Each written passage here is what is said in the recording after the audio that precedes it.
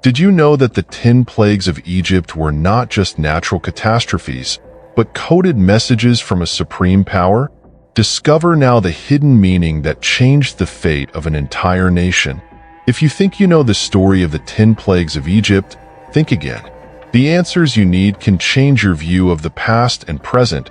Do not waste a second to discover these surprising revelations. Imagine you living in a world where nature turns completely against you, and everything that was once the source of life and security now becomes an agent of chaos and destruction. This is the premise of the 10 plagues of Egypt, one of the most dramatic and impactful stories in the Bible. Today, we will dive deep into this story and discover the secret meanings behind each plague. First, we need to understand the context. The people of Israel were living as slaves in Egypt, suffering under the yoke of Pharaoh. God then chose Moses to free the Israelites and take them to the Promised Land. Moses went to Pharaoh and asked for the release of his people, but Pharaoh refused. This act of refusal triggered a series of extraordinary events, known as the 10 plagues of Egypt. Each plague was not only a demonstration of power, but also carried a profound symbolism. The first plague turned the water of the Nile into blood. Imagine the main source of water and life of a nation turning into blood. This caused immediate devastation, killing the fish and making the water unfit for consumption. But beyond the physical impact, this plague had a spiritual significance. The Nile was considered a god by the Egyptians. Turning water into blood was a way for God to show his mastery over what the Egyptians idolized. It was a powerful statement. The true God is above all other gods. The Nile was not only a source of water, it was the main vein of Egypt's economic, agricultural, and cultural life. Without it, Egypt would be a desert. The Egyptians depended on the Nile to irrigate their lands, provide fish, and as a transport route. When Moses, following the instructions of God, touched the river with his staff and it turned into blood, this represented a devastating blow to the heart of Egypt. Not only was the water contaminated, but the fish died, and the stench spread across the land, making the situation unbearable. But more than that, there was a direct challenge to the Egyptian gods. The Nile was personified as the god Hapi, who was worshipped as the provider of life and fertility. Turning the river into blood was a way for God to demonstrate that he had absolute control over creation, even over what the Egyptians considered divine. It was an act of demystifying the Egyptian beliefs, showing the futility of worshipping false gods. Then came the plague of frogs. Frogs invaded Egypt in such a large quantity that they became a plague. They entered the houses, the rooms, everywhere. This plague not only caused discomfort and chaos, but also challenged another Egyptian god, Hecate, who had the head of a frog and was associated with fertility and rebirth. God was showing that he had control over life and reproduction. Frogs are generally seen as symbols of fertility and renewal, especially in the Egyptian context where Hecate, the goddess of fertility, was depicted with a frog's head. By allowing the frogs to multiply to a point where they became a plague, God was not only challenging the belief in the goddess Hecate, but also showing the futility of trusting deities who had no real power over creation. The frogs covered the earth, invading all spaces, causing a constant nuisance and a sense of dread. It was as if nature was completely out of control. The third plague brought lice or small insects that infested humans and animals. This kind of plague made people unclean, preventing them from worshiping their gods in the temples. It was a direct attack on ritual purity, an essential part of the Egyptian religion.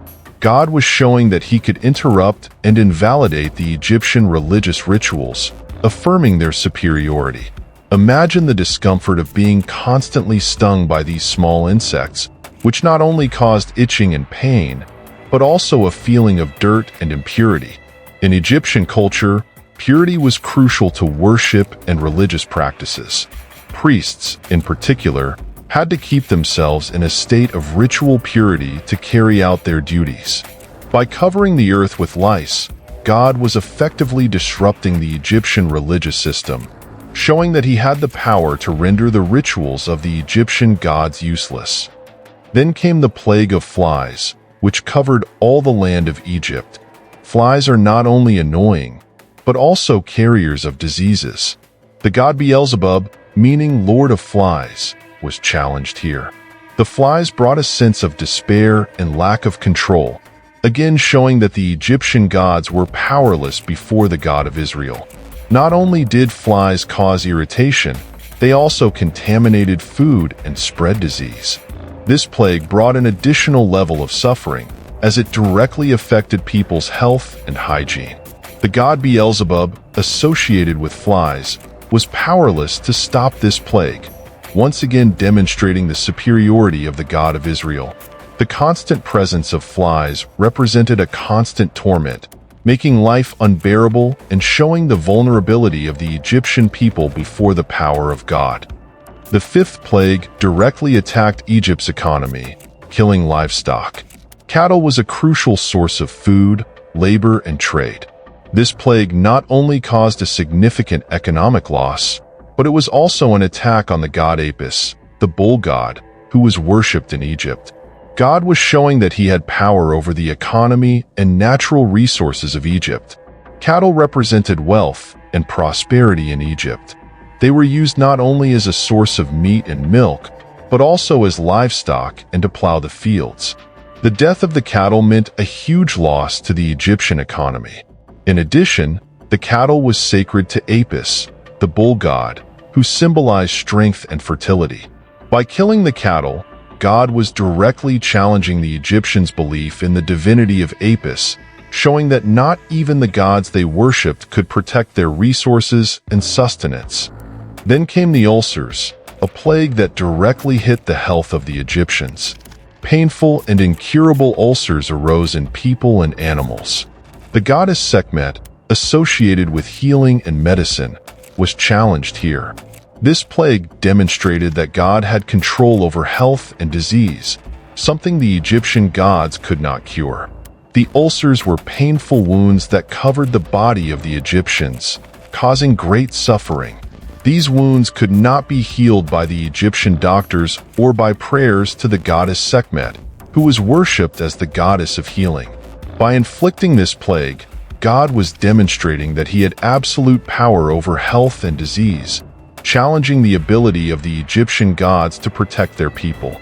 The ulcers represented not only physical pain, but also a constant reminder of the impotence of the Egyptian gods. The seventh plague was a hailstorm like never before seen in Egypt. Hail destroyed crops and killed any living being that was outdoors. This plague attacked the gods of climate and agriculture, such as Nut and Osiris. It was a clear demonstration that God had power over the natural elements and could use them to exercise his justice. The hailstorm was so intense that it caused massive destruction. The plantations were destroyed, which meant a direct threat to Egypt's food security. The hail also killed animals and people who were caught outdoors. This plague was a direct attack on the gods of climate and agriculture, showing that God had absolute control over nature. It was a powerful demonstration that God could manipulate the elements to fulfill his purposes, challenging the belief of the Egyptians in the protection of their gods. The eighth plague brought locusts, which devoured what was left of the crops after the hail. Locusts are synonymous with complete devastation. They ate everything that grew in the fields, causing hunger and despair.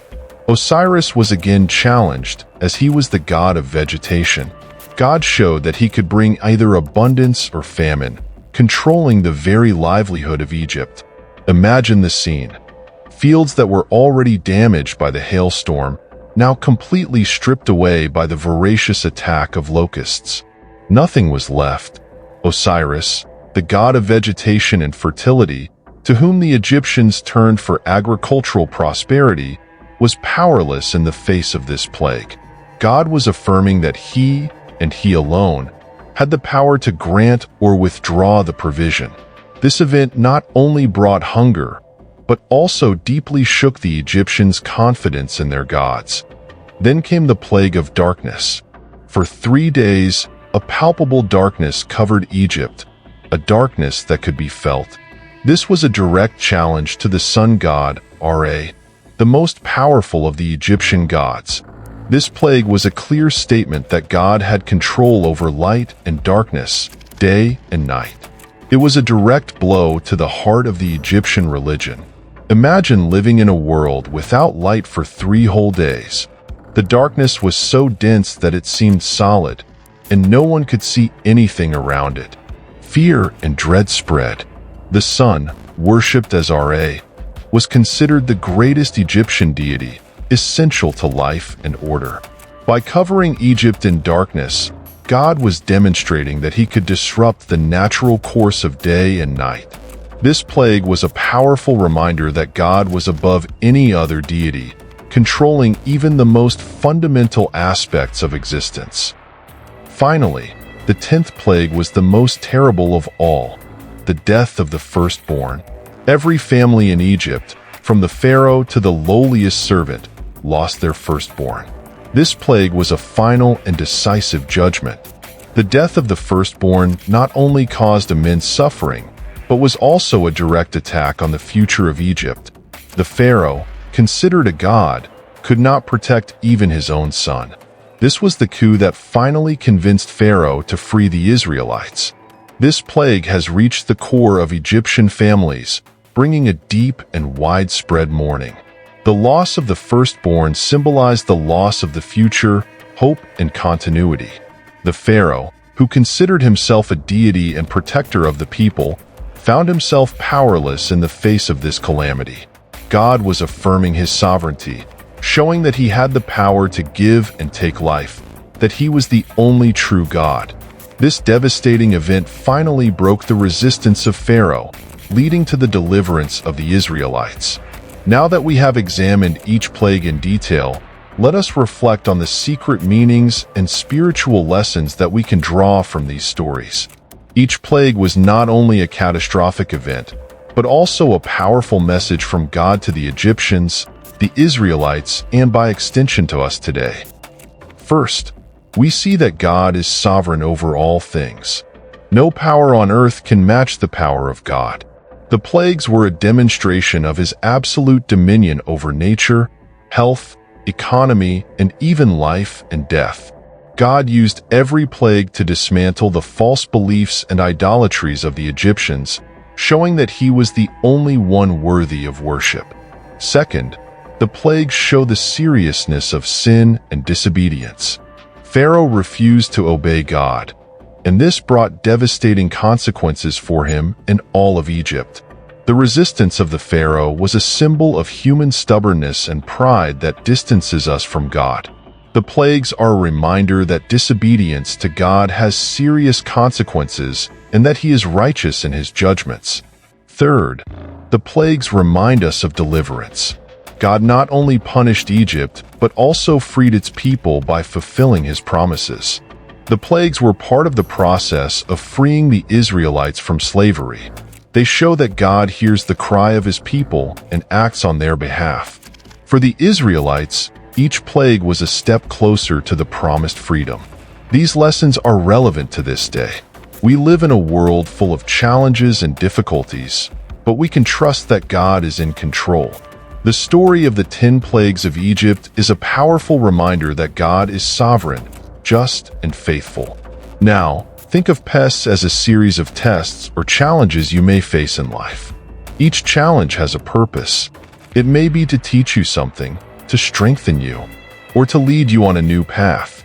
Just as God used plagues to free the Israelites, he can use challenges in your life to free you from something that holds you back, to guide you to something better. If you are experiencing difficulties, remember the history of pests. Remember that God is in control, even when things seem to be falling apart. Remember that there is a purpose in every challenge. And above all, remember that God is faithful. He fulfilled his promise to deliver the Israelites, and he will fulfill his promises to you as well. Let us now delve further into the reflection on how this ancient biblical story can apply to our lives today. Think of pests as metaphors for modern challenges. For example, the transformation of water into blood can be compared to environmental crises we face today, where vital resources become scarce or contaminated. This reminds us of our dependence on nature and the need to take good care of it. Frogs invading every space can be seen as problems that multiply and invade all areas of our life, causing discomfort and chaos. This can remind us of the importance of maintaining order and discipline in our lives to prevent small problems from becoming big crises. Lice, which have made people impure, can symbolize negative influences or toxic thoughts that prevent us from living fully. It is a reminder that we must keep our mind and heart pure, keeping away from what corrupts us and prevents us from approaching God. The flies, with their constant buzzing and irritation, can be compared to the distractions and temptations we face daily. These little things can get us off our path and prevent us from reaching our goals. We need to learn to ignore distractions and focus on what's really important. The death of livestock can be seen as a metaphor for the financial or resource losses we face. It is a reminder that we must trust in God to provide for our needs, even when faced with economic difficulties. Ulcers represent health problems and physical suffering. In times of illness, we are reminded of our human frailty and the need to seek healing and comfort in God. The hailstorm can be seen as natural disasters or climate crises we face today. This reminds us that despite our technological advance, we are still at the mercy of nature and need to respect and care for our planet. The locusts, which devour everything, can symbolize problems that seem to consume all our resources and energy. These moments of devastation challenge us to trust God for restoration and renewal. The darkness that has covered Egypt can be compared to times of depression or hopelessness in our lives. In times of darkness, we are reminded to seek the light of God to guide us and give us hope. Finally, the death of the firstborn represents the deepest and most painful losses we can face. These moments of grief and pain remind us of the importance of supporting and caring for one another, and trusting that God has a greater purpose even in the midst of suffering. Another important aspect to consider is the importance of faith and obedience in the stories of plagues. The Israelites needed to trust Moses and God, even when circumstances seemed desperate. Each plague was a test of faith, both for the Egyptians and for the Israelites. For the Egyptians, the plagues were an opportunity to recognize God's power and submit to Him. However, the hardened heart of Pharaoh prevented him from doing so until it was too late. This serves as a warning to us about the dangers of stubbornness and pride. We must be willing to listen and obey God, even when it challenges our own ideas and plans. The stubbornness of Pharaoh led to destruction and suffering for all of Egypt, while the obedience and faith of the Israelites led them to freedom and the promise of a new life. For the Israelites, the plagues were a proof that God was with them, hearing their prayers and acting on their behalf. Each plague was a sign that God was faithful and powerful, capable of accomplishing the impossible. Their faith was rewarded when they were finally freed from slavery and began their journey to the Promised Land. This teaches us the importance of trusting God, especially in times of difficulty, knowing that He has a plan and that His promises are true. As we conclude our journey through the 10 plagues of Egypt, it is important to reflect on the lasting impact of these stories on our lives. The plagues were not only historical events. They are living lessons that continue to teach us about the sovereignty of God, the importance of faith, the need for purity and discipline, and the responsibility to take care of each other and our world. Remember that just as God was with the Israelites during the plagues, He is with you at every moment of your life. He hears your prayers, sees your struggles, and is working for your good even when circumstances seem impossible. Trust Him, keep your faith strong, and always be ready to follow His call. Thank you for joining me in this exploration of the 10 plagues of Egypt and their secret meanings. May this story inspire and strengthen your faith, and may you find peace and hope in the promises of God. May your life be a reflection of God's love, justice, and compassion, and may you be a bright light in a world that desperately needs hope and redemption. Until the next time, and may God bless you abundantly.